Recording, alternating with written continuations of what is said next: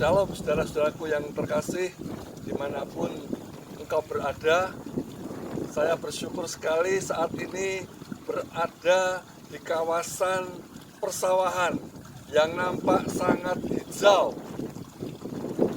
Udaranya begitu segar, begitu sejuk, apalagi saat ini adalah sore hari, bahkan menjelang senja. Ini adalah kawasan persawahan yang cukup asri dengan latar belakang perbukitan Menoreh yang ada di sebelah kiri saya. Lokasi ini ada di daerah Nanggulan, Kulon Progo. Ya, jadi tempat ini sangat menyenangkan untuk kita sekedar menghirup udara segar, udara yang bebas. Ya, di sini pun tanpa mengenakan masker tidak ada masalah.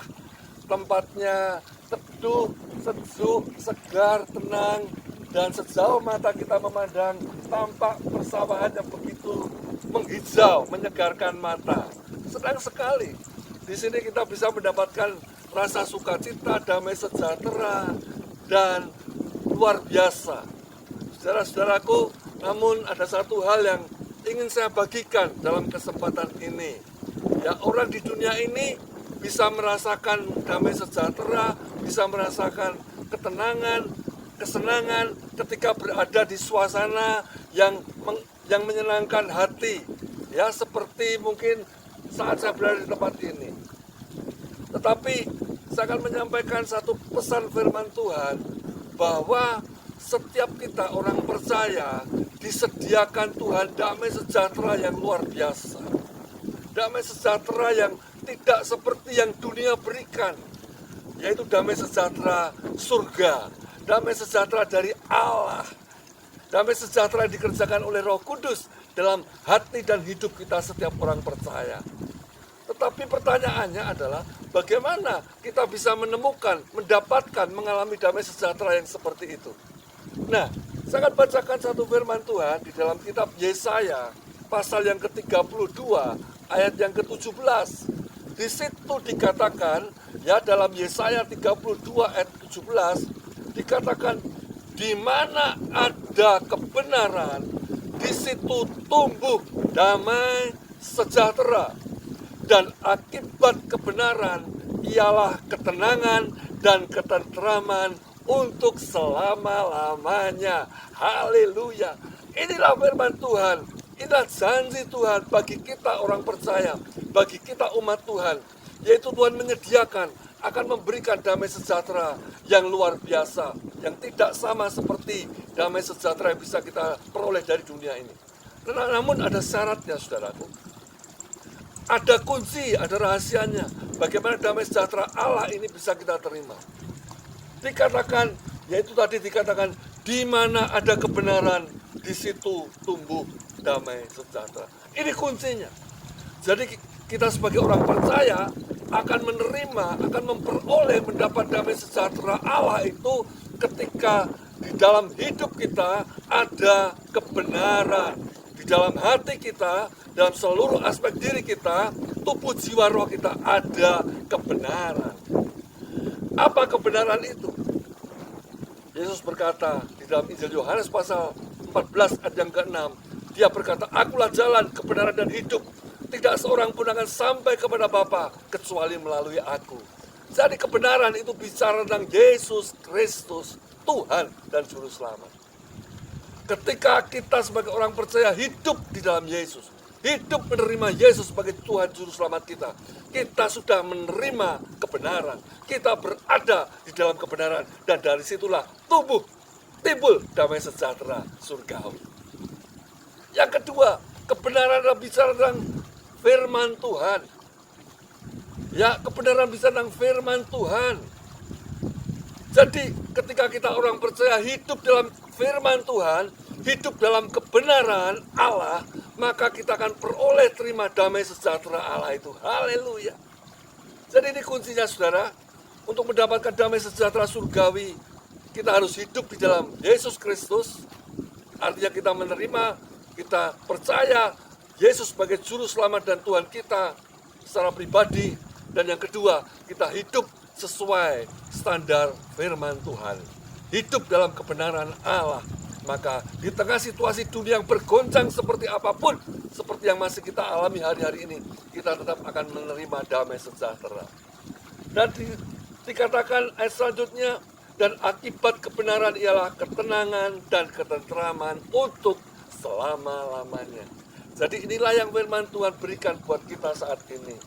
Kalau kita hidup di dalam kebenaran, damai sejahtera ilahi, surgawi kita terima. Ketenangan, ketentraman yang untuk selama-lamanya pun kita alami. Bukankah ini yang menjadi kebutuhan hidup manusia saat ini? Pada hari-hari ini saya percaya yang dibutuhkan manusia bukan lagi kekayaan, bukan lagi kedudukan, bukan lagi nama tenar, tetapi ketenangan, ketentraman, dan damai sejahtera. Dan itulah yang Tuhan sediakan. Ketika kita hidup di dalam kebenaran, kita akan terima damai sejahtera, ketentraman, dan ketenangan. Haleluya, saudaraku. Dan kalau kita melihat lebih jauh, dikatakan bahwa ketika malam kelahiran Kristus, ya, para malaikat surga turun dan sejumlah besar bala tentara surga bersorak-sorai menyanyi memuji Allah. Dan mereka berkata, kemuliaan bagi Allah di tempat yang maha tinggi, dan damai sejahtera di bumi di antara manusia yang berkenan kepadanya. Itu dicatat di Injil Lukas pasal 2 ayat 14. Ya, kemuliaan bagi Allah di tempat yang maha tinggi, dan damai sejahtera di bumi di antara manusia yang berkenan kepadanya, kepada Allah. Kalau hidup kita berkenan kepada Tuhan, ya, berkenan di hadapan Tuhan, artinya kita benar di hadapan Tuhan, hidup kita menyenangkan Tuhan, dikatakan damai sejahtera itu menjadi bagian kita, orang-orang percaya. Saudaraku, hari-hari ini dunia begitu mengerikan keadaannya, ya, begitu menakutkan. Di mana-mana kita mendengar, bukan hanya masalah pandemi COVID yang masih belum selesai, tetapi juga begitu banyak kekacauan terjadi, ya, pertumpahan darah terjadi di mana-mana dengan mudahnya, pembunuhan, ya, perampokan, kejahatan, kriminalitas yang mengerikan, ya, bahkan mungkin akan terjadi nanti peperangan di sana sini, mengerikan. Tetapi percayalah, kalau kita hidup di dalam kebenaran Allah, hidup di dalam Yesus Kristus, dan hidup sesuai firman Tuhan, maka hidup kita benar di hadapan Tuhan, kita berkenan di hadapan Tuhan, kita tetap bisa menerima damai sejahtera di tengah situasi guncangan seperti apapun. Saya akan tutup renungan ini dengan satu ilustrasi. Suatu kali, saudaraku, diadakanlah lomba melukis atau lomba menggambar, ya, dan panitia lomba ini memberikan satu tema kepada seluruh peserta, ya. Temanya adalah damai sejahtera atau suasana damai sejahtera. Jadi setiap peserta lomba lukis ini diminta untuk menggambarkan sebuah situasi di mana digambarkan keadaan yang damai, tenang, tentram seperti itu. Nah, singkat cerita, dari sekian banyak peserta yang ikut lomba melukis ini, akhirnya terpilih 3 besar, ya, yang akan menjadi nominasi. Dari 3 ini ditentukan siapa yang akan menjadi juara, karena hanya ditentukan 1 pemenangnya. Dan oleh panitia, oleh tim juri, kemudian 3 lukisan terbaik ini diseleksi, dicermati lagi, dinilai. Dan tahukah saudara, 3 peserta ini melukis apa? Yang pertama, seorang pelukis menggambarkan suasana yang tenang, damai sejahtera, ya, tentram, yaitu sebuah gambaran ada perahu layar yang sedang berlayar di tengah laut yang begitu tenang. Lautnya tampak warnanya biru kehijau-hijauan dengan riak-riak ombak yang kecil, ya, langit biru cerah, ya, angin digambarkan bertiup sepoi-sepoi, sehingga orang yang ada di perahu itu, wah, dengan senang, dengan aman, ya, berada di perahu itu di tengah pelayaran di tengah laut dengan suasana sukacita. Ini gambaran ketenangan, gambaran damai sejahtera yang pertama. Bagus sekali. Dan yang kedua, pelukis yang kedua menggambarkan sebuah pemandangan alam yang begitu indah, ada gunung, ada sawah seperti ini, ya. Ada Pak Tani yang sedang mencangkul di tengah sawah, ya. Dengan suasana yang sangat ayem tentrem. Makanya ada lagu yang mengatakan ayam tentrem ing desane Pak Tani. Ini menggambarkan suasana yang tenang, sejahtera, bagus sekali, ya. Dan ini dinilai lukisan yang bagus.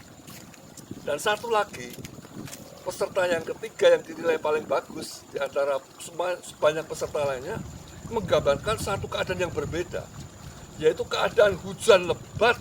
Digambarkan ada petir yang mengguntur, ya, suasananya sudah gelap seperti mungkin saat ini, saudaraku.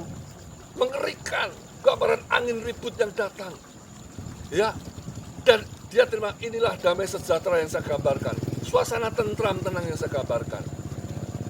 Saudaraku, akhirnya dari 3 lukisan yang dinilai cocok tepat untuk menjadi nominator atau calon pemenang, dipilih 1. Dan juri setelah menanyai alasan masing-masing, kenapa Anda menggambarkan ini, kenapa Anda menggambar ini, kenapa Anda menggambar ini, maka diputuskanlah kira-kira yang menang yang mana, saudara. Yang menang adalah pelukis yang ketiga tadi, yang menggambarkan damai sejahtera dengan suasana hujan lebat, kilat menyambar langit yang gelap, mengerikan, menakutkan.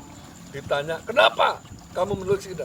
Dia lihat, Pak juri, Anda hanya memperhatikan gambaran luarnya yang tampak hujan, petir, menyambar-nyambar, langit yang gelap. Tapi Anda tidak memperhatikan, di situ ada sebuah pohon yang saya gambarkan, dan di pohon itu ada burung yang sedang bertengger. Dan burung ini antara anak burung, ya, dengan induk burung, mereka ini sedang, ya, bernyanyi bersiul-siul, ya.